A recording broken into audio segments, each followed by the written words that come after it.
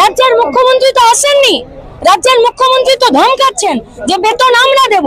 জ্বালা যন্ত্রণা কোথায় প্রকাশ করবে? রাস্তায় প্রকাশ করছে। কমিশন কি ওই মার্কশিট প্রকাশ করবে?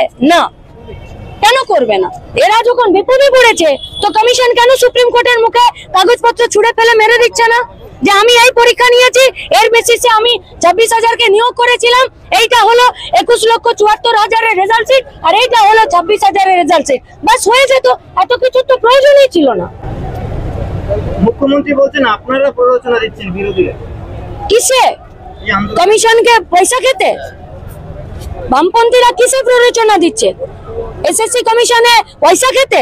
পার্থ চ্যাটার্জিকে জেলে যেতে? মানিক ভট্টাচার্যকে জেলে যেতে? দেশ করার একটা পরিস্থিতি নিয়েছে, তাই 22 লক্ষ বৈমার্কশিট প্রকাশ করতে হবে এবং যারা যোগ্য তাদেরকে চাকরিতে বহাল করতে হবে। এইটাই আমাদের মূল দাবি। সরকারি শিক্ষা ব্যবস্থাকে ভাঙা চলবে না। দুর্নীতি করেছে কমিশন, দুর্নীতি করেছে কমিশন। রাজ্যের সরকার সেই দুর্নীতিকে প্রশ্রয় দিয়েছে। শহরের স্কুলগুলোতে 2,500 সারপ্লাস টিচার, আর গ্রামগুলো থেকে সব টিচারদেরকে বের করে দেওয়া হচ্ছে।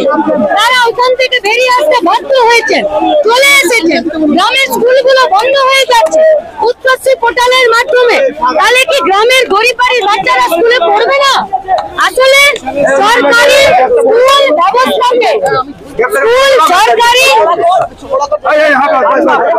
সরকারি স্কুল ব্যবস্থাকে আসলে ধ্বংস করে দেওয়ার একটা প্ল্যানিং, আর সেই প্ল্যানিং এ যে যেমন ভাবে তার সাথে যুক্ত থাকতে চাইবে বা যুক্ত থাকবে, তার বিরোধিতায় বামপন্থী ছাত্র যুব শিক্ষক সংগঠনরা এবং বামপন্থীরা থাকবে।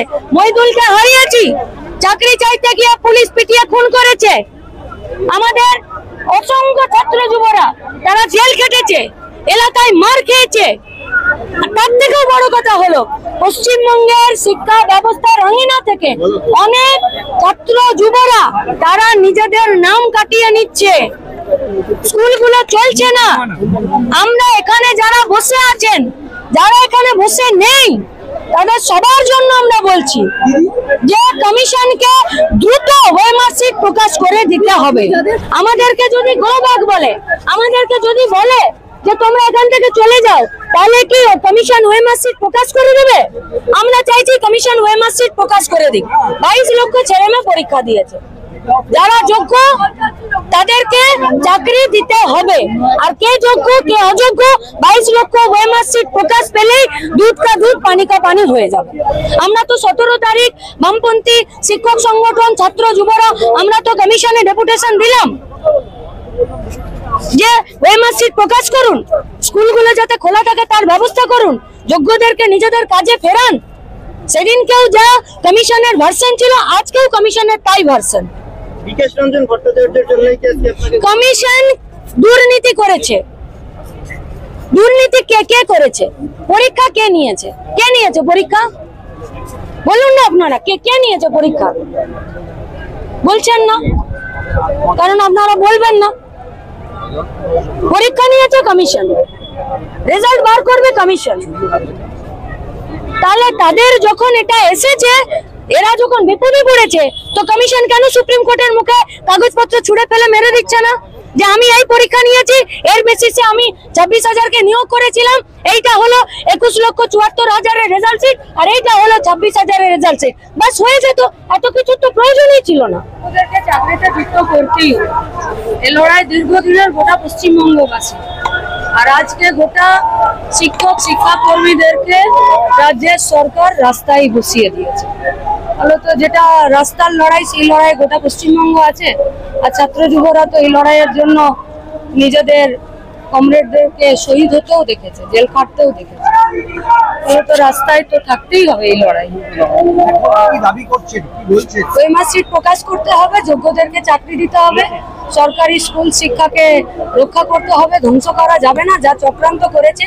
আর কারা ওয়েমার্কশিট প্রকাশ করছে না, কারা করতে দিচ্ছে না, কারা ওয়েমার্কশিটকে নষ্ট করছে, তাদেরকে শাস্তি দিতে হবে। কারা এই দুর্নীতি করলো? বাকি দায়িত্ব তো আমার উপরে ছেড়ে দিল। উনি যা কথা বলছেন তার ভিত্তি নেই বলেই আজকে শিক্ষকরা এখানে বসে থাকতে বাধ্য হচ্ছে। আজকে কেউ নিজের ইচ্ছায় এখানে বসে নেই, কেউ নিজের ইচ্ছায় বসে নেই। সরকার এমন একটা সিচুয়েশনে শিক্ষক এবং শিক্ষা কর্মীদেরকে নামিয়ে দিয়েছেন যে আজকে তারা এখানে রাস্তায় দাঁড়াতে, রাত জাগতে, বিক্ষোভ করতে, আন্দোলন করতে বাধ্য হচ্ছেন। তাদের তো আজকে রাতে প্রিপারেশন নেবার কথা যে কাল সকালে কি পড়াবো। নাকি এই পরিস্থিতিতে দাঁড়িয়ে এই ডেডলক সিচুয়েশন যে অবস্থা দাঁড়িয়ে আছে সেই সিচুয়েশন কাটার জন্য কোন রকম পরিকল্পনা কি আপনাদের আছে বা ভাবনা? ওয়েমার সিট প্রকাশ করে দিস, বাকিটা এই পশ্চিমবঙ্গের স্কুল আছে, তার চেয়ার আছে, আর যারা যোগ্য তারা আছে। গোটা পশ্চিমবঙ্গের মানুষ একত্রিত ভাবে যোগ্যদেরকে তাদের চেয়ারে নিশ্চিত ভাবে বসাবেই। মুখ্যমন্ত্রী বলছেন এই গরমে না বসে যেন এখান থেকে উঠে যায়। তাহলে বাথরুমটা কেন দিচ্ছেন না, জলটা কেন বন্ধ রেখেছেন, কেন ওনাদেরকে বারবার মিথ্যে কথা বলছেন? আর ওনারা তো এখানে কেউ শখ করে বসে নেই, এনারা সব শিক্ষকতার জন্য শুধু এখানে যারা আছে তারা নয়, 2000 দিন ধরেও এই পশ্চিমবঙ্গে অসংখ্য ছেলেমেয়েরা রাস্তায় বসে থেকেছে, মাথার চুল বিসর্জন দিয়েছে, বাচ্চাকে নিয়ে বসে থেকেছে প্রেস ক্লাবের বাইরে। অন্তঃসত্ত্বা মা, বাচ্চা মারা গেছে। এরাই মানে যারা এখানে আছেন তাদের তো মান সম্মান যাওয়ার জন্য রাজ্যের সরকার কমিশন ব্যবস্থা করে দিল।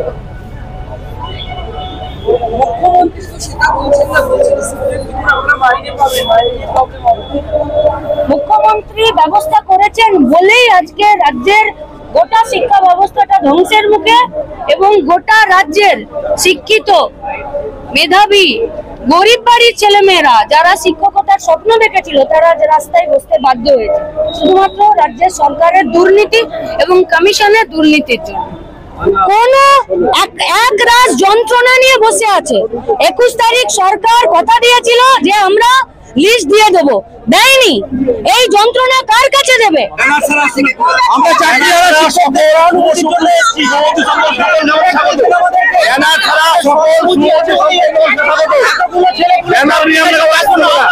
আমরা অরাজনৈতিক দল, আমরা মীনাক্ষী ম্যাডামকে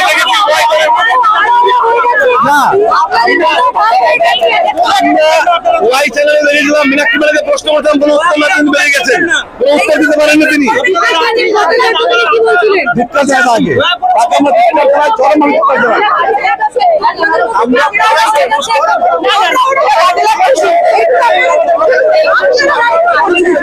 আপনারাই রাজনীতি করছেন, রাজনৈতিক নেতাদের